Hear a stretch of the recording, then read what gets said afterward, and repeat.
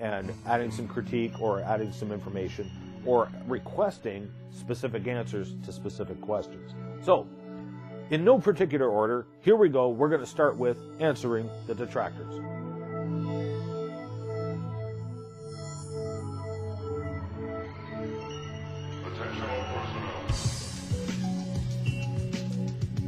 Now, in my original first couple of videos, I talked about the Columbia River flood basalts. Now, these are huge lava flows spread out over the northwest United States. Now, one of my favorite internet skeptics, Lance Wilson, he actually lives in Washington area, so the Columbia River flood basalts really are right in his backyard. He's very into geology, so obviously he has something to say on the matter. Now, of course, Wilson is taking the argument that these lava flows were laid out over millions of years, the typical geological explanation. In particular, he objected to one thing I said. He said the Columbia flood basalts are not pillow basalts. I agree. And in fact, what I said in the video was there are pillow basalts strewn throughout the Columbia River flood basalts. I don't know how I can be any clearer. I mean, that clearly tells you right off the bat. The pillow basalts are different than the Columbia River flood basalts because they're strewn throughout them. Now, we're going to go into more detail on that. So, no, I'm not saying the Columbia River flood basalts were pillows. I never said they were. I said it had pillow basalts. Now, Lance also argues from the paleosols. Now, for those of you not familiar with the technical term, a paleosol is a fossil soil. Basically, if you've got millions of years involved, you're going to have soil horizons that build up in the time gaps between each lava flow. They're going to be buried by a lava flow, and so you should have a fossil soil that we should find. Lance claims there's several paleosols and claims that they're evidence of deep time. We'll take a look at those. First of all, though, I would like to emphasize the point I was making in the video. I do not want anyone being distracted from the point I was making by a bunch of technical mumbo-jumbo. I like getting into the technical stuff, and I'm glad Lance brought this up. However, the point I was making was this. The present cannot be the key to the past. The Columbia River flood basalts, the lava flows, are called large igneous provinces. These are huge, provincially sized lava flows. There's actually several around the world. This is just one of the larger ones in the world. The Columbia River flood basalts. You also have the Deccan traps in India and the Siberian traps in Russia. Now, in all three cases, you have these huge lava flows covering multiple states. These are huge lava flows. The present can't be the key to the past. We do not have provincially wide lava flows, 10,000 feet thick, building up on the continents today. And if we did, it would be a study in catastrophe, not long and slow geologic processes, not evidence, or not a study in millions of years. So, let's not forget that point. Let's take a look at the technical end of the arguments. Now, I mentioned the pillow basalts, and Lance is well aware of the significance of pillow basalts throughout the Columbia River basalts. Lance would argue, of course, this was the result of lakes and rivers throughout the lava flows as they were forming. I would beg to differ. I think the whole thing was laid down underwater during the end of Noah's flood. So here's some of those pillow basalts. A couple of interesting things about pillow basalts. They are formed underwater. In fact, they are definitive for a lava flow being formed underwater. So if you see pillow basalts, you know that that lava was formed underwater. However, if the pillow basalts are absent, that does not mean it wasn't formed underwater. Now, this is where it gets technical. Okay, for example, Okay, the lack of pillow basalts doesn't mean it wasn't formed in the air. Okay, for example, in this case with the Columbia River flood basalts, this was a massive, fast lava flow. Everybody agrees on that. With fast, large flows, you've got a problem for pillow formation. It forms primarily at the leading edge, but it forms on the surface of the lava flow. If you have a massive lava flow that increases with volume, volume increases by the third power, surface area only increases by the second power. So the larger the lava flow, the less surface area you have per volume to form pillow basalts. If it's faster, then according to Cass and Wright, here's the reference for you right here, they have pointed out that there are lava flows being formed right now on the ocean floor that are not producing pillow basalts. What they are producing is what looks like pejojotos. Now, these are supposed to be definitive for a lava flow formed in the air. So suddenly, what we thought was a lava flow that was formed in the air may have in fact been formed underwater. And it may just be evidence of a fast flow. We already know the Columbia River flood basalts are a fast, large flow. So it makes sense that we would see what we thought was pejojotos is actually disguised pillow basalts, really. Furthermore, welded tuffs, again another type of lava formation supposedly supposed to form in air, have been observed forming underwater. Check out the CRSQ article, there's the reference right there. Again, what we thought was evidence of lava flows in the air is actually from underwater. Now, this is where it gets real interesting. What you'll see around the Columbia River flood basalts, here's a couple of photos of you here. These are dramatic columnar basalts. They're columns. You'll also see them at Yellowstone in the Snake River flood basalts, another massive lava flow in the Northwest. So these dramatic columns are very nifty to look at, very interesting how they form. Now, originally, it was assumed that they take millions of years to cool, or at least thousands, a long time to cool, and it's this long, slow cooling process that forms the column. We now know that's not true. Bjornson et al. Published an article in Nature magazine quite a few years back, specifically in the lava formations from Hawaii, Iceland. Now, this is a very interesting story because what happened, they had a volcano that began to erupt, large volumes of lava, which were flowing towards the town and threatening the town. It was also threatening to flow into the harbor and block off the harbor. Now, the harbor was the lifeline to the town. They could afford to lose a few houses, that's bad, but they can't lose the harbor. The whole town will be finished. So in an effort to stop this, they took seawater and pumped it onto the lava flows and cooled it, making a dam which redirected the lava. And it worked. They saved the town and the harbor because of that. Now later on, the areas where they covered it in seawater, they sectioned that, and lo and behold, what they found inside was what we call entablatures at the top, going down into columnar basalts, exactly what we see in the Columbia River flood basalts. So entablatures, here's some here, they look a lot like columnar basalts, except they're sort of bended and twisted and going in all directions. And that's actually from flowing water, primarily.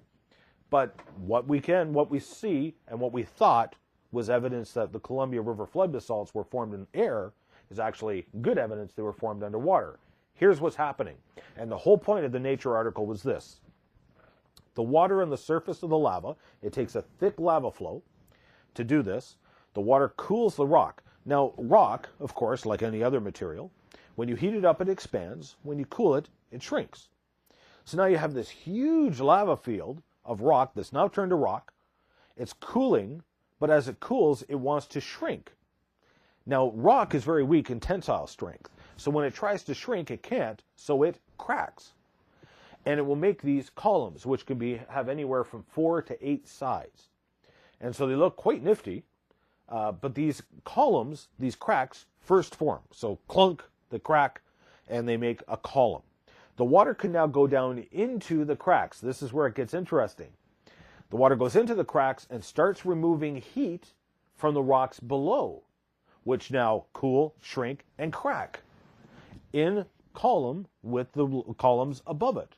The water then goes into those cracks, cools the rock below that, It cracks, shrinks, etc., etc., and your columns are built vertically from top to bottom. So columns can be formed underwater. In fact, the whole point of Bjornson et al.'s article was trying to use this formation of the columns to help extract hydrothermal energy from hot rock and lava fields. That was the whole point of their article, was noting what's going on there and how to use it to our advantage. So, here's some shots of some entablature, clearly made by water, loads of pillow basalts. This is all in the middle of the Columbia River flood basalts. There's a lot of them. Everything about this implies formation underwater. Now, when you take a look at these spectacular shots, again, remembering some of these lava flows are up to 10,000 feet thick.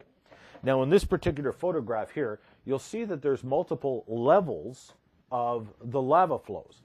Now, these were originally interpreted as different flows. Now, some, hey, may be. However, many we can say are not different lava flows. And the reason is, if you take a close look at the picture, here's a closer look, take a look at it, you'll see that the columns actually join one level to the next. In other words, they all cooled together relatively quickly. There was no time gap between them. The columns started at the top, worked way to the bottom, and thus the lava flows at the bottom, which are now cooled, have to crack in unison with the ones above it. It's all evidence of rapid geologic time, not long and slow geologic time. They're joined columns. Now, interspersed amongst these lava flows, you've got some very interesting features. For example, this is a diatomaceous earth mine. What is diatomaceous earth? Diatomaceous earth is actually made up of microscopic skeletons of trillions and trillions of little marine organisms called diatoms. Well, wait a minute. What are skeletons of marine organisms buried by the trillions doing in the middle of lava flows that were supposed to have formed above groundwater over millions of years? And you've got several mines like this. This is only one of several mines. So you've got marine organisms scattered throughout the Columbia River flood basalts. You also have sponge spicules and dinoflagellates. Again, marine organisms scattered throughout the flood basalts. Now, you've all watched the video series, presumably, so you all know already what a water gap is. Well, interestingly, the Yakima River creates a water gap. It goes through a water gap which cuts right through the middle of the Columbia River flood basalts.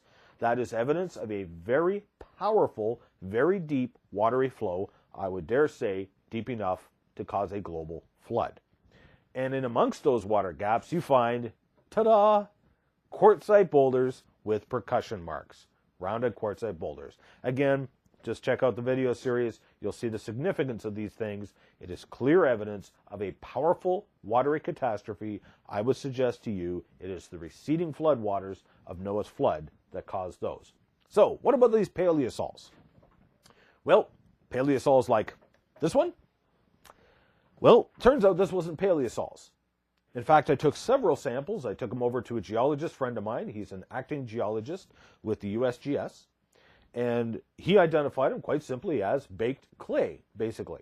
So what it is, this is from volcanic ash, which is hot from a volcano, comes down, and as it hits water, it fractures and becomes basically a baked clay. So these supposed layers of paleosols, in this case, were just baked clay. Now, Mike Ord and a couple of other geologists I know, Dennis Buckavoy and Jodwin Morapi, all went and studied the Columbia River flood basalts as well. Now, one of their layman's articles, here's the reference right here. It's available online on the Answers in Genesis website. I encourage you to read it. They went and studied a few paleosols as well. The first thing you'll notice is the same thing that I noted. First of all, you got to remember, my friends and I, we drove probably about 1,400 miles of roads throughout the Columbia River flood basalts, just studying the Columbia River flood basalts. We found two places in all of that driving of what could be argued to be a paleosol. Only two. Mike Ord and his friends had to specifically get guided to one of the locations which had a supposed fossil soil, a supposed paleosol. They had to ask, and they only found it because they were directed to it. The paleosols, if that's what they are, first of all, are very few and far between. If these layers have been being laid down for millions of years, we should have a lot of fossil soils. For example, today in modern times, even in deserts and dry environments, we can observe fossil soils forming, mature fossil soils. We can observe them forming in decades. Do the math. Do the math. We should have hundreds to thousands of fossil soils interspersed amongst the layers of the Columbia River flood basalts if there were even hundreds of years in between each lava flow. I mean, think about it. Today, the island of Surtsey off the coast of Iceland, it was a lava island that just suddenly appeared in the 70s. And today, it has soils on it, mature soils. It has beaches. Animals live there now, okay? This island sprung up from a volcanic eruption in the 70s. So in decades, we are seeing fossil soils form rapidly. Where's all the fossil soils in the Columbia River flood basalts? They're gone. Why? May I suggest to you, it's not the fossil soils that's missing, it's the deep time that is assumed and has no evidence for it. Now, also amongst the Columbia River flood basalts, check this photo out. This is palagonite, intermixed with pillow basalts, which are laid down in a cross-bedded fashion, sandwiched in between the Columbia River flood basalts. As we all know from the video series, as I showed you by our experiments done in the lab, crossbeds are formed by water. I don't think anyone will deny that these crossbeds were made by water, a large amount of water. In fact, these crossbeds are tens of feet high. I think I've estimated they were about 50 feet high. They're pretty big crossbeds, okay? They're not small things. Again, more evidence it was formed underwater. Last but not least, the Columbia River flood basalts are tholeiitic.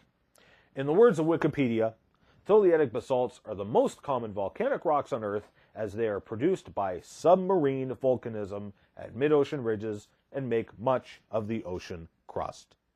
In other words, chemically, the Columbia River flood basalts are identical to flood basalts being formed on the floor of the oceans today. All of the evidence, when taken as a whole, for the Columbia River flood basalts screams that it was laid down under massive amounts of water. Now, it's true, some parts of it probably came up in the air towards the top. You have trees, for instance, which are captured in the lava flows, but they're near the top. The rhinoceros as well, the blue lake rhinoceros, was also not far from the top. So, the way I see it, the continent was sliding to the west during the hydroplate event. The water began to dry up underneath the continent. It started grinding to a halt. Friction melted massive amounts of lava, also caused cracks. The lava spewed up, went what was downhill towards the west. However, as it's sliding to the west and all these lava flows are flowing to the west, now it also runs into the Pacific Rise. Mountain chains start forming from west to east on the west coast of the United States, and now what was downhill is now uphill. It all makes sense within the concept of a global flood.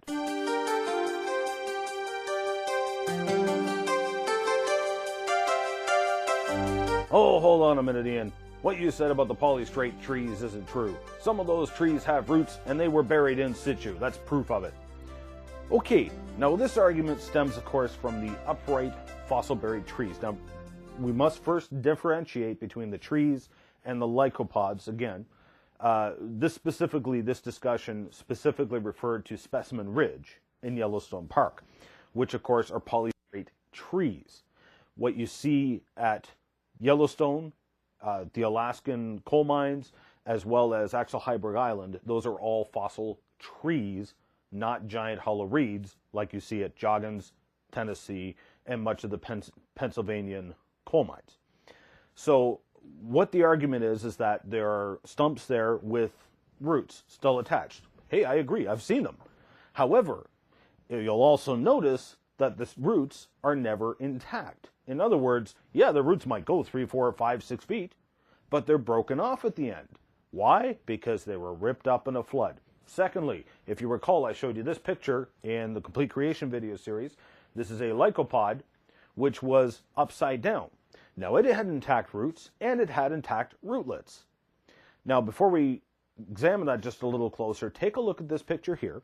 This is a photograph of the stigmarian roots from the lycopod plants at Joggins. You'll notice the pock marks all around the root, and you'll notice in the portion of the rock I'm holding in my other hand where you can see the rootlets which radiate in all directions out from the roots. So these roots have rootlets attached. Now take a look at the roots of this polystrate plant from Joggins, and notice anything missing? Yeah, the rootlets, they're gone. So even if it has intact roots, that still does not mean it grew in place. The rootlets can be stripped off. Secondly, this upside down stump at Joggins had intact roots and intact rootlets, but the stump was upside down. Those roots were on the same horizon as other stumps which were upright. Now, of course, evolutionists will argue that because these trees were all on the same horizon, this was a fossil forest, the floor of a forest. Well, that argument doesn't stack up either, because the upside down stump has its roots on the same horizon as other stumps with intact roots. So obviously, this is all good evidence of a watery catastrophe, not long and slow geologic processes. These were not trees that grew in place. Secondly, or lastly I should say, thank you to the atheists and the skeptics who have agreed with us that it is possible to catastrophically bury a tree upright. We appreciate your agreement. Okay, one of my fellow creationists on YouTube, Andrew Kinghorn15, sent this in to me. I get comments and questions like this quite regularly, so I'm glad he sent this in. One skeptic wrote into one of his videos and said this. The comments were regarding Noah's Ark. Nope, Ark made that big out of 4,000-year-old technology and containing uncountable numbers of animals and food, whilst having to cope with giant ocean that covers the earth, which would mean waves hundreds of meters high that you argue forms mountains. Not very credible. It's a laughable story. Okay, I get comments like this all the time from various skeptics who apparently don't understand the whole story of Noah's Ark, nor what it really means. So let's slowly dissect exactly what this one skeptic said. I don't know who this was. The comment was sent to me, but I get comments like this all the time. So, part one. Nope. Ark that big, made out of 4,000-year-old technology. Notice, first of all, the subtle evolutionary assumptions here. He is assuming that people in the past were stupider than they are now. Wait a minute. How do you know that people in the past weren't smarter than we are today? Now, I dealt with this in Chapter 9, or Part 9 of the Complete Creation series. However, there was also more to that story. Now, first of all, I also mentioned in the video series there has been fossil trees found in Australia which were 150 feet to the first branch. They estimated those trees were up to 450 feet tall. So trees, of course, bear in mind, were bigger in the past. But my good friend Dr. Don Shockey, who has been on Mount Ararat a number of times, following up possible reports of what appears to be Noah's Ark still on Mount Ararat today, as he was following those up and carrying on his research, had a discussion with a Jewish rabbi who explained to him what gopher wood was. Gopher wasn't a type of wood, it was a process. He actually demonstrated by taking a tree, a specific tree, broke it, took the sap from it, and glued 2 sticks of wood together, cross-grain. He said this is gopher wood. So basically what he's saying is Noah's Ark was built out of plywood. For all intents and purposes, basically plywood that was probably several feet thick, and built a huge vessel out of it. Incredibly strong. And, by the way, very simple and effective technology. Let's take a look at what else he said. Which would mean waves hundreds of meters high that you argue forms mountains. Not very credible, it's a laughable story. Okay, I don't know what Andrew may have said, but I know that I've never said anything like this. I don't know of any creationist who has said that the mountains we find around the world were formed by water. I don't know why he's saying this. Anyway, and containing uncountable numbers of animals and food. Actually, it's very countable. May I please recommend to you a book called Noah's Ark, A Feasibility Study by John Wood-Morripy. John is an excellent researcher, one of the most tenacious ones I've ever encountered. Let's take a look at what God told Noah. This is coming back to the scriptures. 1, take limited numbers of land animals and flying creatures, plus the 8 individuals of Noah's family. Amphibians, insects, and marine animals were not taken on the ark. Also bear in mind diversity of the species. A small group of animals can lead to a large group diversity. And this is microevolution. This is not macroevolution. For example, modern canines, dogs, coyotes, wolves, other canines probably descended from one type of canine. So basically Noah took one type of canine onto the ark. We now have a wide diversity, right from the completely useless Chihuahua right up through to the wolf, the timber wolf. Now, based on the Bible, John Wood Morripy estimates that there was probably about 16,000 animals on the ark. Now, that's a lot of animals. However, let's consider the average size of those animals, from the elephant right down to the mouse. The average size of the animals is about that of a sheep. Now, Noah most likely took babies on the ark. Nevertheless, let's go with adult sizes with an average size of a sheep. Now, the ark, we have its dimensions in the Bible, so we know its rough capacity, and we can compare it, for instance, to modern railroad stock cars. This would mean that the ark would have the equivalent capacity of roughly 569 modern railroad stock cars, which today, a double-decker stock car holds about 240 sheep. Now, let's set aside the majority of that boxcar for food and water, limit the capacity at 50 sheep per car. That is still 28,450 animals that we can fit on the ark with enough food and water for a year. Now, let's set aside even more space in there for food and water. Let's limit the size to 30 sheep per car. And we still have room to spare. Noah can easily take all these animals on the ark.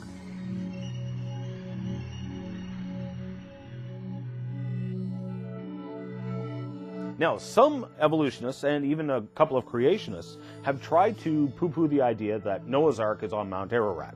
This is sort of a side issue, but I'll deal with it very briefly. They claim that Ararat is a stratovolcano, therefore Noah's Ark can't be on there. No. Flow into the canyon, the Uinkaret lava flows. They got ages of anywhere from 10,000 to 2.6 billion years old. Now here's the catch.